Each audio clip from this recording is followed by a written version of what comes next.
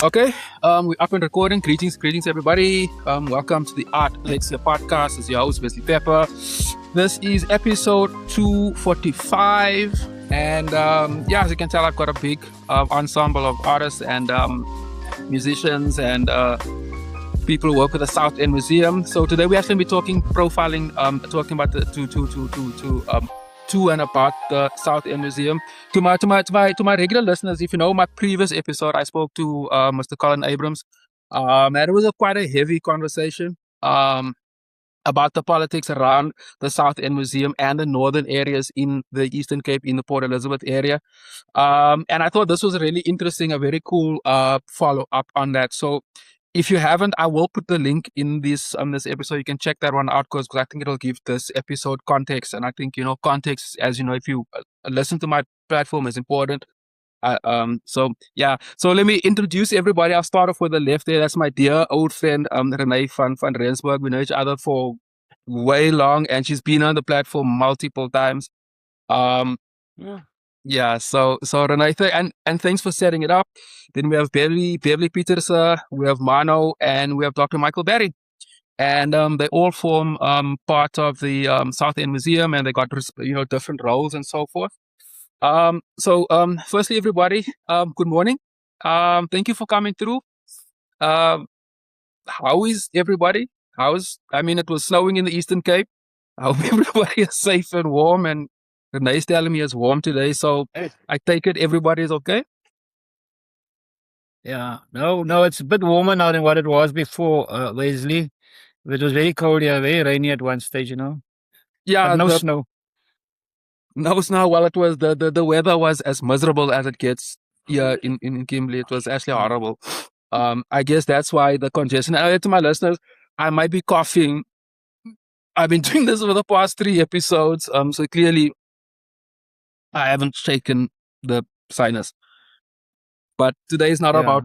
We're not going to be talking about that. So like I said in the intro, you guys are hosting an event.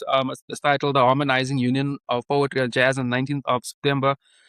But the South End Museum has got a very interesting history. I've been there twice actually. Incredible space, incredible story, incredible history. And I want to start off like this. So I know that the colored story in South Africa, it's almost predominantly a Cape colored story. So we talk about things like forced removals, identity politics. If you're coming from the outside, you will mostly just hear the Cape story. And that has its own reasons, and I don't really want to touch on that. But there are colored brown people across the country, including Johannesburg, places like Westbury, Nuclear, Eldorado Park, or even here in Roodepan. I mean, there's colored areas, and they've got a long history. And just one point before I put the question out. As you guys know, I'm an artist. I'm a visual artist, and I've been doing it literally my entire life. And I've worked with a variety of people, from musicians to poets, my entire life, and I continue to. And on this platform, I interview and I talk to a lot of artists every single week since the COVID lockdown. And one of the most consistent themes that come when I talk to brown or colored people is identity politics. It's at the core, at the center of every, and now this is not an exaggeration. Some poets, some musicians might use other metaphors, or they might, package it differently. But at the center, it's identity politics, and it impacts us all. I can give you countless examples of how different artists are packaging it and how they're making money off of it, and that is, I wouldn't say it's concerning, but like there is maybe an upside because you sort of get rid of, talking about these things. This is a form of healing, but I think that becomes a very abstract thing when you are making a living off of it. Because to keep digging down and bringing up hurtful and very abstract concepts over 20, 30, 40 years, it kind of impacts you over here. And that too is consistent with every single body I've spoken to. So I've always wanted to do something like episodes like this, but like I said before we started recording, I don't go out chasing notoriety and clickbait. I'm more just interested in artists and artist story. But like since this fell on my lap, I decided to grab it with both hands. So I just think that I just started to, lay the sort of set the table with that. So I guess Michael, maybe we can start off with you because I know you're currently working for the museum. So can you just give us a brief overview of the South End Museum story? Sort of like where it's located and what story talking about the forced removals, what was it about, and what is the museum actually showcasing? Thank you, Wesley. Yeah, just another small correction, but the museum is looking sort of beyond a colored question, as you rightly say. Yeah, please. The identity politics. So at the moment we're trying to transform to something different. We're opening up the question wider. We got this whole concept of a concentric focus. So we'll start with South End in the middle, and then we'll work our way out to bigger Kabeja, Eastern Cape, South Africa, Africa, the world. So we want to talk about those issues, and we really want to talk about displacement and migration and those issues. We use South End as a kind of metaphor for all these things. So that's what the museum is aiming for. So we don't just want to talk about a memory of South End. There are lots of places, including Kimberley. Did you say you're from Kimberley? Yeah, born there. Had these issues of people were, displaced out of certain areas and so forth.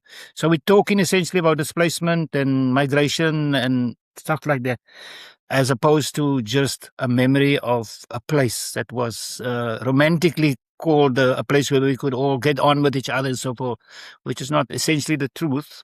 People had their own differences, but it wasn't as pronounced as it is today.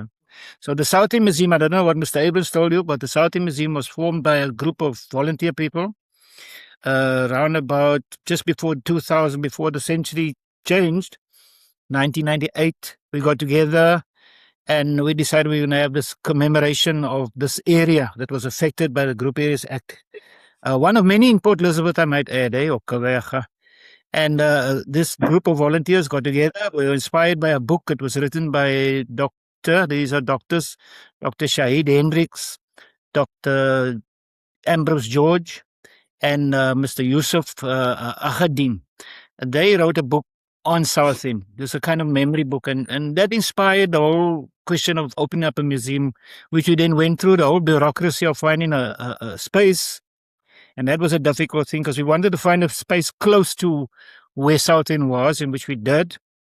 So in the end, we got this old Seamen's mission. I don't know if you know the concept of Seamen's missions. It's they're all over the world, these missions where sailors from the ship would come and have some wholesome fun, or activities, maybe a religious ceremony, maybe they play a little bit of pool or snooker, as the case is, have a beer or watch a movie or something like that. If they're injured, there was a place here which they could relax and do things like that. It's all over the world. But then that building slowly transformed as life went on. It became something else and then something else. At one stage, it was a disco, but painted purple inside. In fact, a lot of it we found it was dilapidated by the time we found it. It was just a dying building. And we put it together. We got funding for it. We got permission to have it here. We've got a 49-year lease on the building, of which we've used 26 years already, like that, so we got another 23 years left. And then we applied for funding. We got some funding from Lotto. We got some funding from our local government. Unfortunately, they don't fund us anymore. And so, in fact, funding is a big problem for us at the moment. We've got some money for programming, but we've got a staff of 4. Incidentally, I'm not a staff member. I'm a volunteer, but they give me a little stipend for playing the role of curator here at the museum here. So I'm a retired person, but I come in and I assist at the museum out of love. Yeah. So that is a museum at the moment. I can go in deeper later on, but you can ask other questions as well if you want. Yeah. Thanks for that, Mike. Also, just setting the thing that you're not talking, that is about the broader issues which is happening around the Eastern Cape. And I do think that is kind of relevant. So you also mentioned something about the curating of the space. Can you just give us some insight into some of the installations, some of the artworks, artifacts, and so forth that people can come experience, and what type of stories is the museum showing? Yeah, at the moment Showcasing. we've got about five. Sorry, we got about five spaces. It's a very smallish museum, and we try to cram things into our spaces. So we've got a room that talks about the past histories.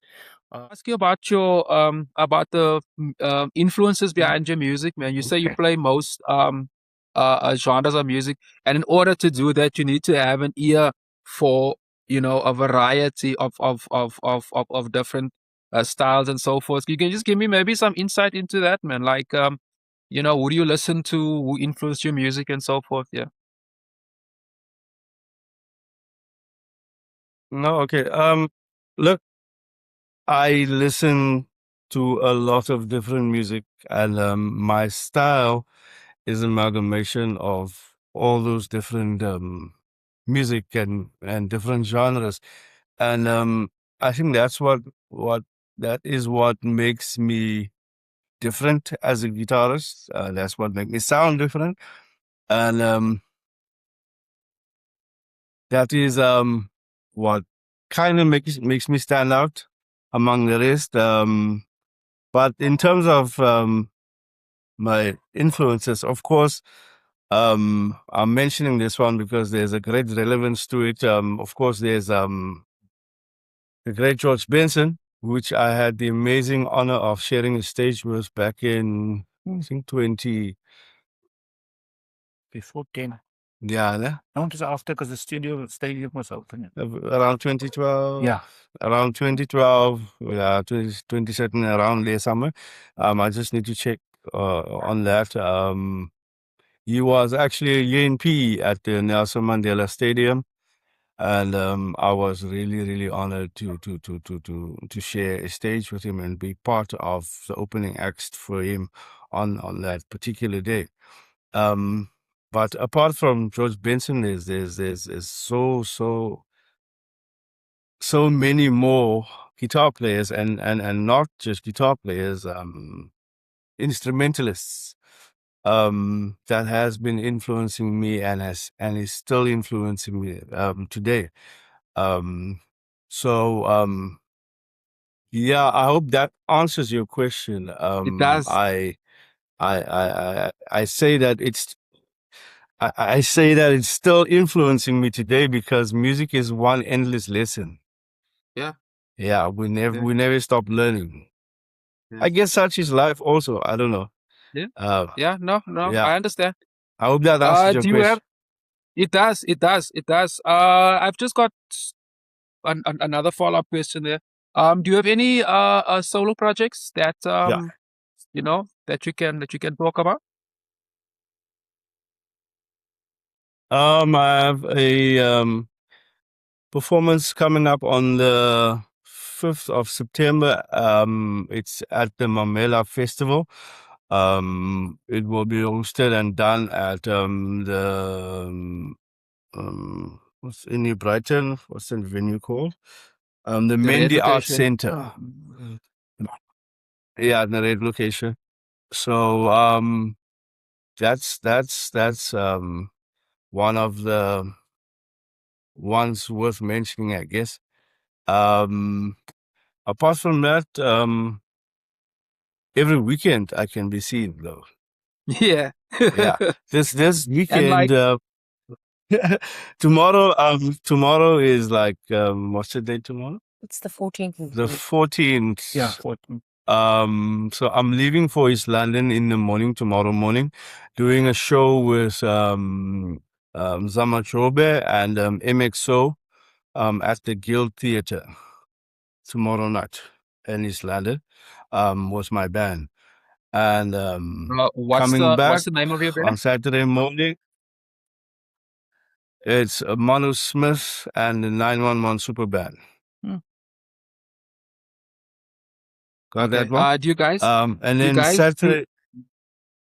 No, sorry. Continue. Okay, so and then Saturday morning coming back from East London, we're doing the same show in PE at a venue called the Gallery um, on Saturday night Okay. with Summer Jobe and MXO. I was Yeah. gonna ask you guys, do you have any CDs? I mean, Dungus music, yeah, CDs on the band or projects that people can listen to or get hold of. Yeah, you can check me, or people can check me on YouTube just as Mano Smith. And yeah, there's quite a few stuff I've posted. Yeah. And I'll put that And link quite in the a few description box stuff that below. yeah, Okay. wait. Yeah, no, I'm still with you. I can hear and see you. All right. Okay, cool. Likewise, I can see you here.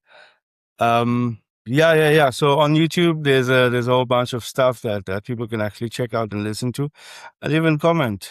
Let me know what they think of it and what they would the desire of me. Because lots of times I bump into people that's always telling me that I should put more stuff onto YouTube, and I kind of suck at the whole social media thing.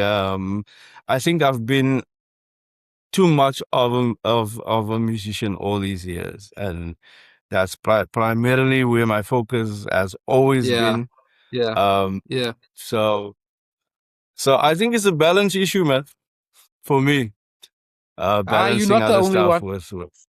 You're not the only artist. Not everybody is skilled at that type of thing. So I get it, Yeah. and I will like I said, I will put that I'll check it out, and I'll put that description box I'll put that link uh in the description box.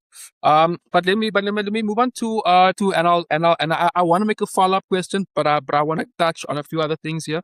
Let me let me talk to can Beverly Pieterse, can I ask you? Uh, yeah. Good afternoon, good morning. Can you just tell me your role in the South End Museum?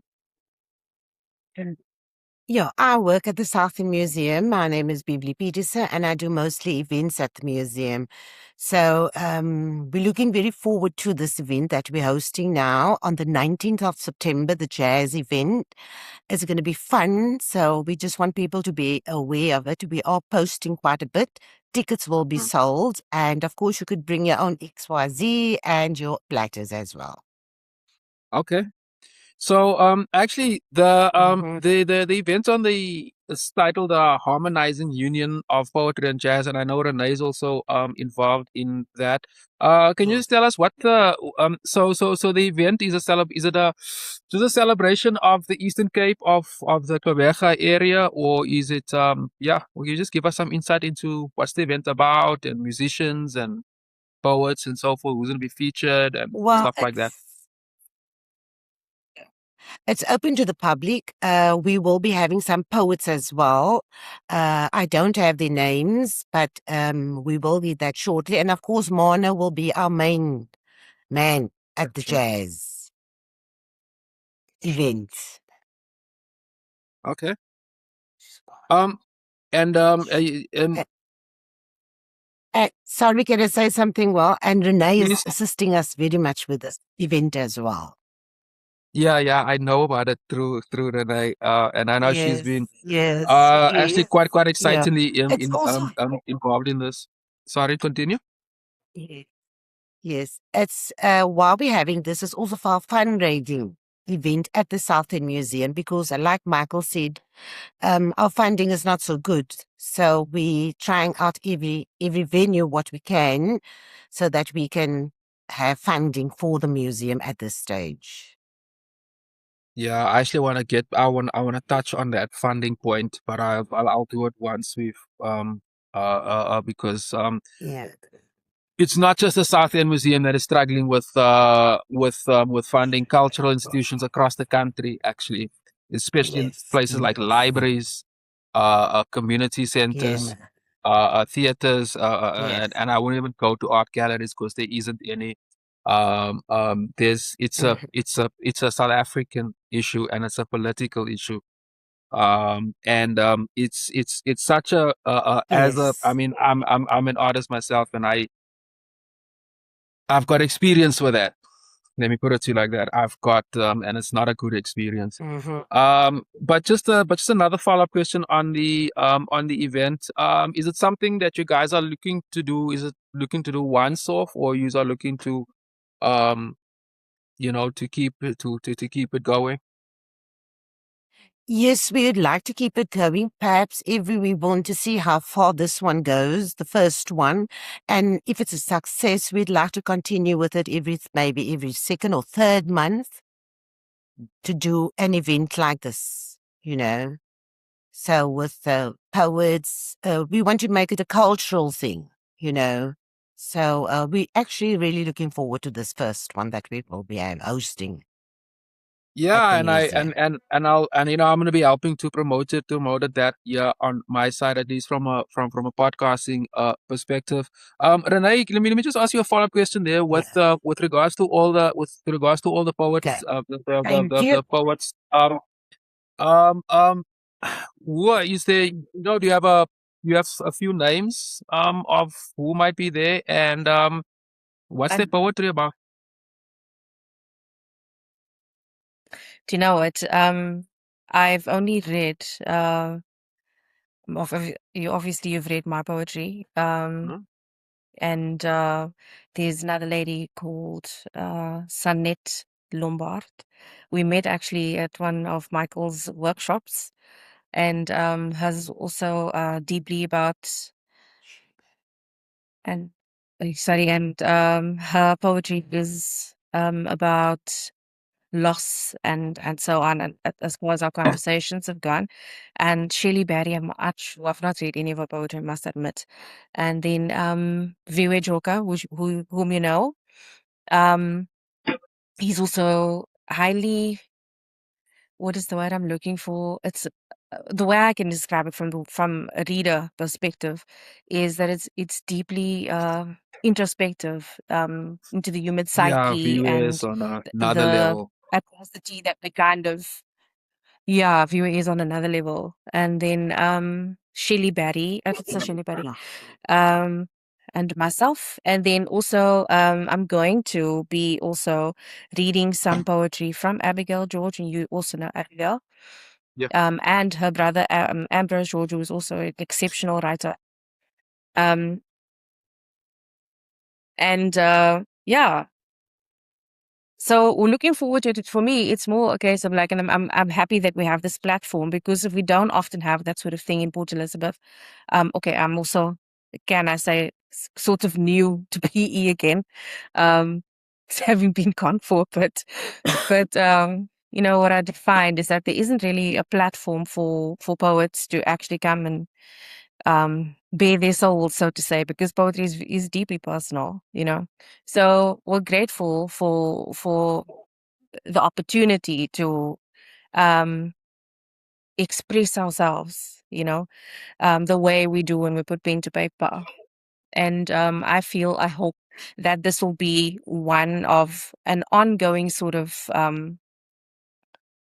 what is the word? Sort of events for poets to actually come forward and to be able to have the courage to kind of express themselves, to people. Because I think a lot of people that write don't necessarily share, their writing and such. I mean, I've been writing for years. Not very many people know that, but like since 16, 17, I've been writing, and I have books full of poetry, but it's not stuff I've shared with anybody really. Um, but you know that because I think if you've read one or two in the years and so on. I'm the But exception. yeah, that this is going to be sort of for poets out there, that this is going to be some sort of a revolution as such, where everybody just comes forward. And I feel like poetry is a very overlooked art form, and yet it's present in our lives every day, within music and um conversations that we have and so on. And we won't see ourselves as it being our language, the way we express ourselves is poetic, but it is. Because you deep, everything you say has emotion in it. And I think people kind of overlook that. But yeah, that's my 2 cents, and grateful for the platform, as I'm saying. And I hope that a lot of Yeah, people will attend, because I mean, uh, it's always nice when autistic people get together. And I can tell you that if you come into this museum, I'm sure you can relate. There's the history here. You feel it in your body. And for it to happen in such a historic place, where there's so many other stories that people can go and read about, and just browse around the museum. I think I brought my kids maybe 3 weeks ago, Yeah. and I struggled to get them out of the door to leave, because they were so enthralled by everything. So, yeah, and hopefully this event will get us a lot of feet in the door, preferably, not preferably, but like it would be nice if there were people that have influence that can also contribute to the museum and its running and so forth, and everything else that they're going to endeavor, at a later stage in terms of getting funding in and feet in the door and expanding according to their vision that they now have. So yeah, that's my 2 cents. yeah, man. Thank you. Yeah, thanks. I sort of wanna put this out there, and anybody can comment on it. Um, um, but just some perspective. Firstly, and I'm talking here from a post-COVID art world, because everything has flipped on its head since then, in not always in a good way. And I want to say that, like, they uh, uh I get a sense of the museum is also looking for the local community, sort of to reach out for them and to connect with the local Yes. community. And art and music is the most ideal platform for that. Through my experience, I can tell you that there's and this is not just an Eastern Cape thing; it's a South African thing. There's a lot of people writing, and if they're not writing, they're blogging, or they're painting, or some form of expression, because there's been a lot happen. And I'm talking here from a creative perspective, a lot. I had just shit that I was supposed to do. Sorry. I was actually supposed to do this in the beginning of the episode, but like a friend of mine passed away last week. A very, very, very talented Thokozane Madlonsela. Sorry, man, I was gonna do this in the beginning. I'm a bit scattered brain now, but I was gonna say that there's a lot of artists looking for a platform to showcase their work. As the most of the case, they just don't know about it. And that sort of leads me to the next one, because Michael, Dr. Michael Barry, you were mentioning, like one of the pitfalls of the museum, is lack of funding. And I know that one of the reasons for that is that people don't know about the museum. And in doing more events, that local people can sort of express themselves in a platform that they are not, that they are being celebrated instead of being looked at or being judged, or so forth. Is key actually to that, because it's at least through my experience, it'll be that you sort of need to do to offer the local community something that they need, and a platform where they can come in and be express their talent to an audience who will listen and will understand. It's like really important, and it's very necessary. So I guess my question is, and this is for anybody, no? I guess my question is like, why isn't there more of these type of events, or what is the stumbling blocks in opening up platforms like this for everybody to participate? Because if you go on social media, on any social media platform, there's a lot of people writing,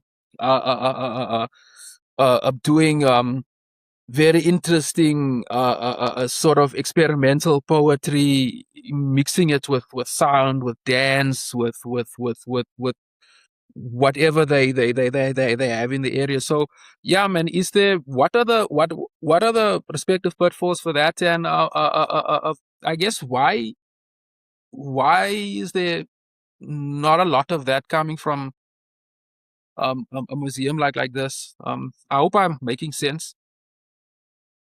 Yeah. No, you always Yeah, need. and this is for Very much anybody. aware. Anybody can answer. Okay, but I can start. We're very much aware of that. So in a way, we also realize that there's generational things like the Gen Z generation now. They on podcasts like yours and social media and stuff like that. So they actually prefer that communication and that community to live ones. But we're trying to kind of work with that, to say with the more live. I love live music. I love live music as opposed to other music. Yeah, And we streaming. try to create that platform. It does take resources. Obviously, it takes a champion. It takes somebody that says, okay, we're gonna dedicate. It takes a rhythm. That once you get that rhythm, people know, oh, on Wednesday night, you're going to have poetry at South End. So it grows, you see, but you need that consistency. You need somebody to champion that thing, We need actually a younger generation to like you, to make those people connect with spaces like it, And then, there are other issues, there is money, funding issues, people getting here, there's also what they call threshold resistance. People don't want to come to a museum, or it's like going to somebody else's church. You feel this threshold resistance, you say, oh, what am I going to do there? I don't know what to do. I feel out of place. Even art exhibitions, a lot of people don't know about art. They don't like it. They feel stupid if they go and they say, oh, what do I talk about with art, And so we're trying to overcome that through education is one of the things, So yes, we need more spaces like you are 100% correct there. That's a very, very interesting point there about, and I sort of wanna second on that. Yeah, you're correct. People don't understand.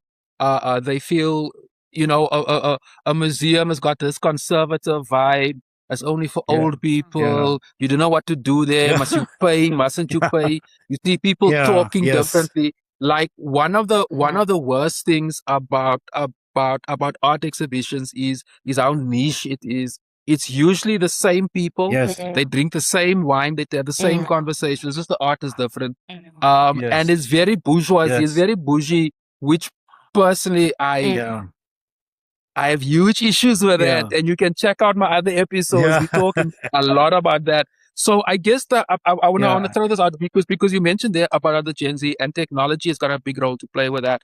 I'm sure you guys are familiar. There are museums in Europe that is also using more engaging technology, but I know that has to do with funding, which leads me to my next question. What is, how can I put it to you? I guess, what does government or the private sector or corporate South Africa, what are they looking for in order for them to throw money into the museum? So sort of what and what do they want out for it? What do they want to get out? Out of it, because these days everything is also so political. But let me rather just stick to one question. Yeah. Okay, I don't want to be the one always talking, Wesley, but we are very much aware of that.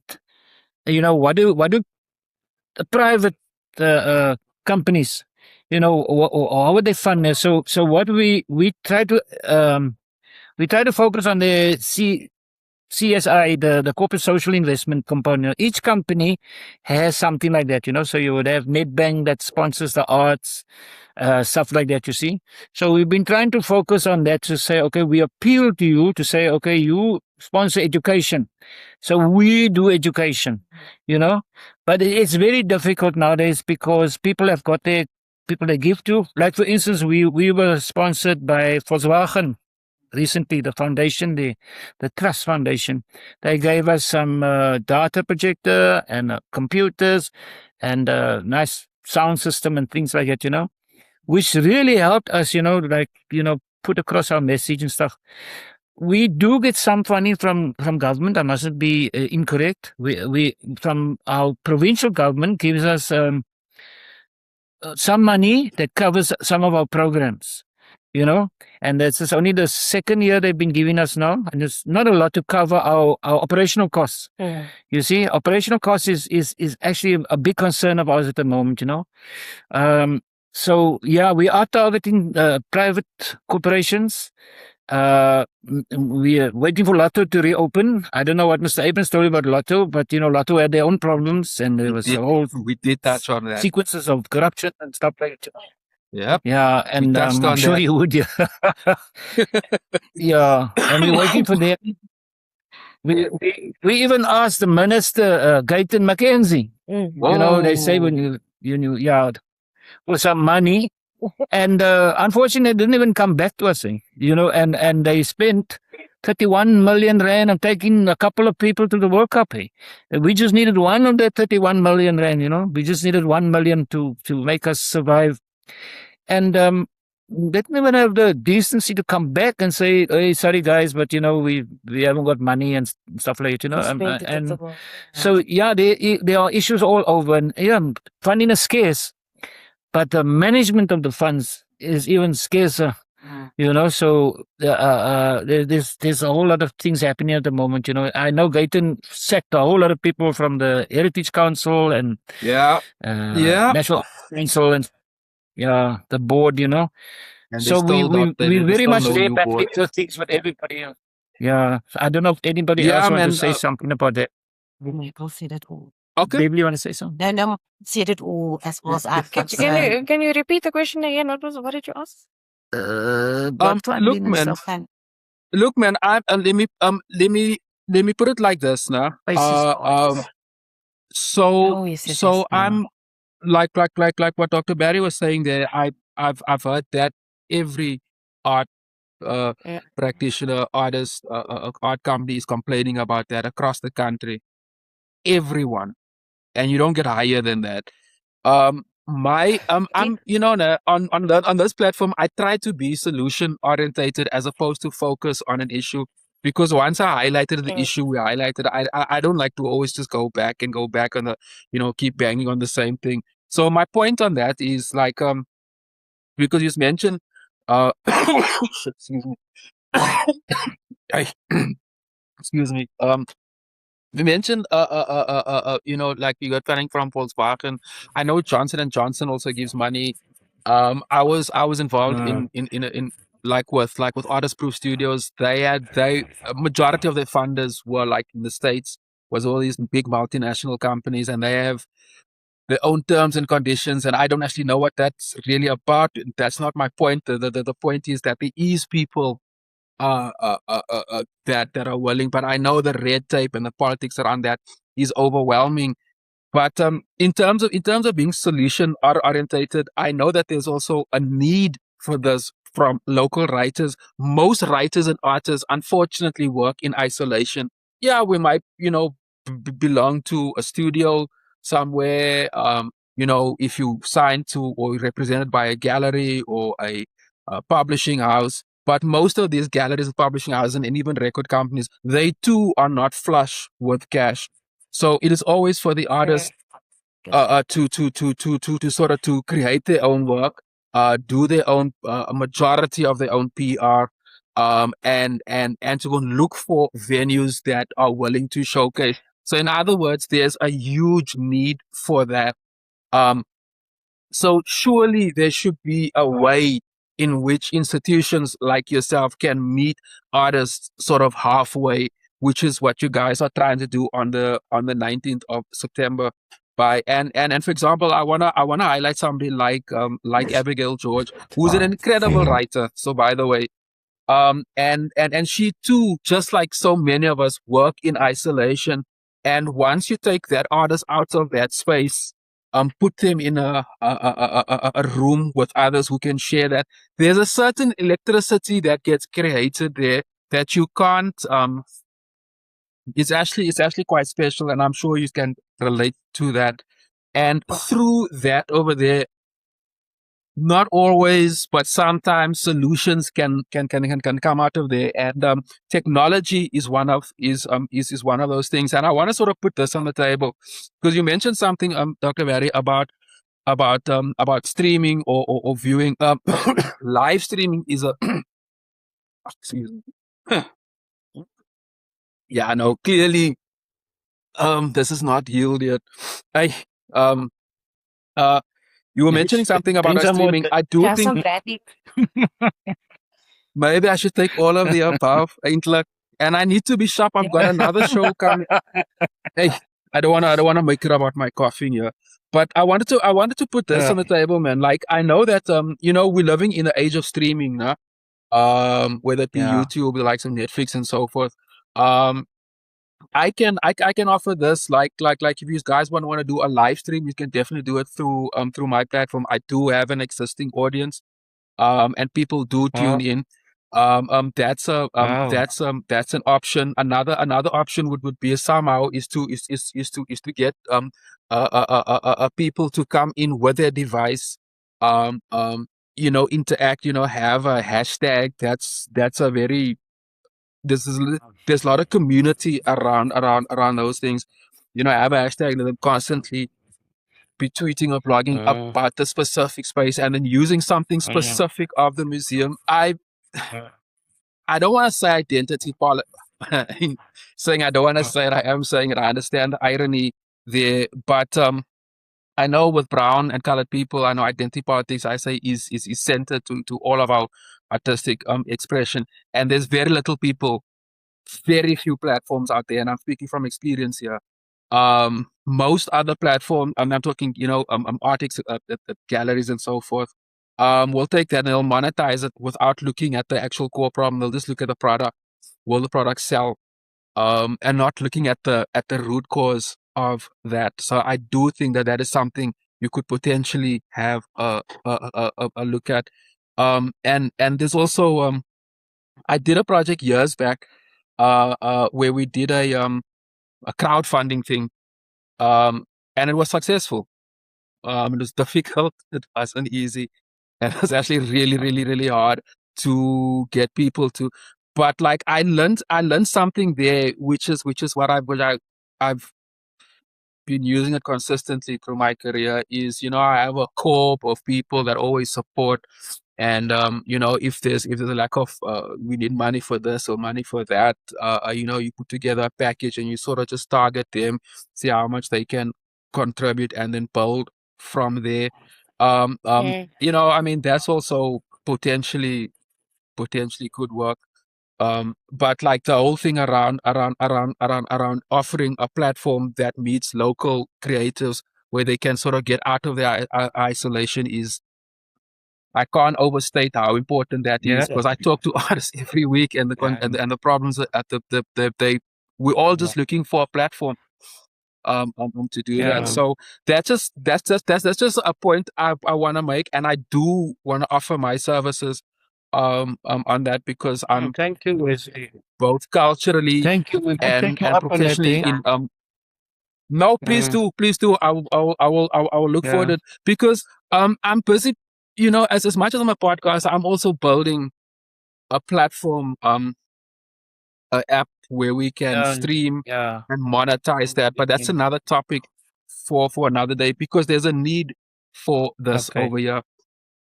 There's a need for it. So I guess just like a follow up question on that is like just moving forward. So we're looking like post the 19th of September.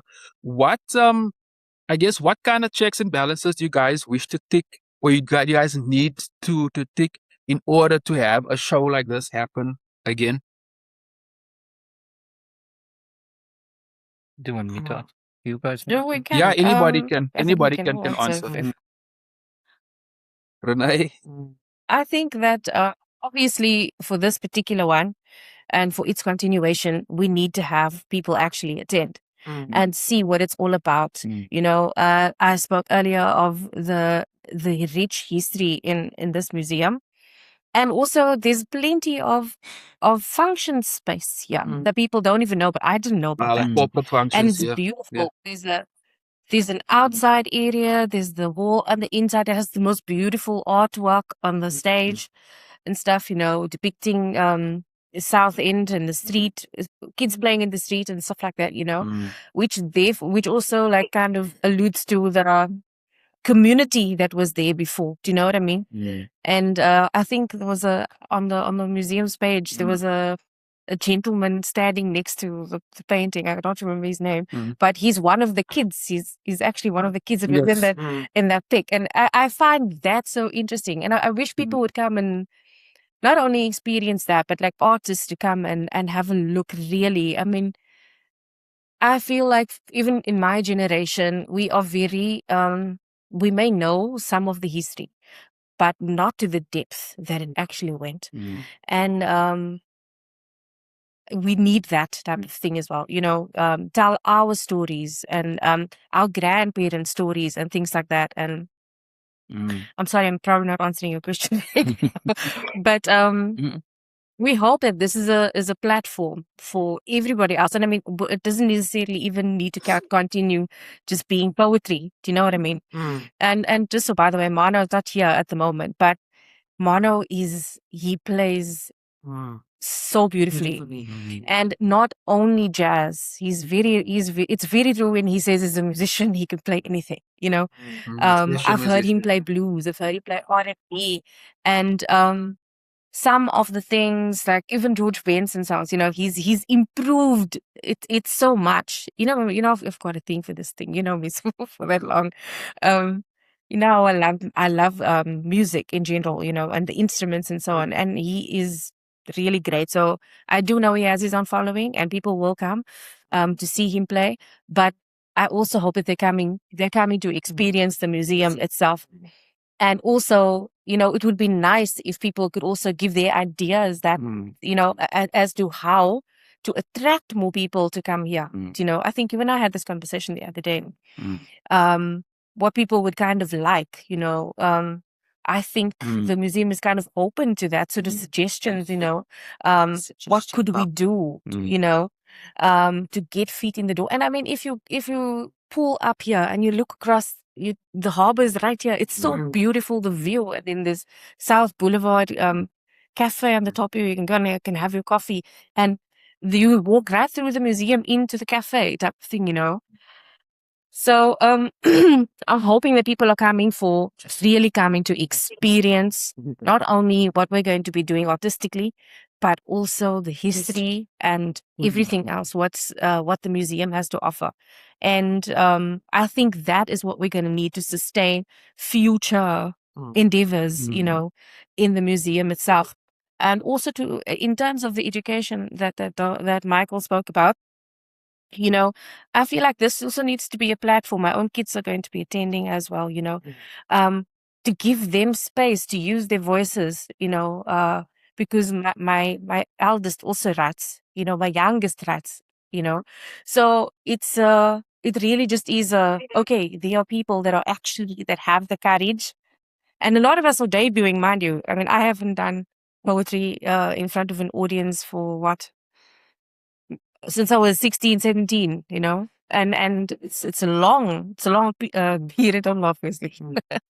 You know, it's been a long while, but you know, people don't generally have the courage to express themselves verbally, you know, and to read their work. So yeah, that is what my sorry, Rene. I want to come in there because I hear what you're saying. I just want to leave 2 points there, and then we'll wrap it up. You mentioned something with your children. There's definitely a lack of venues that cater for children.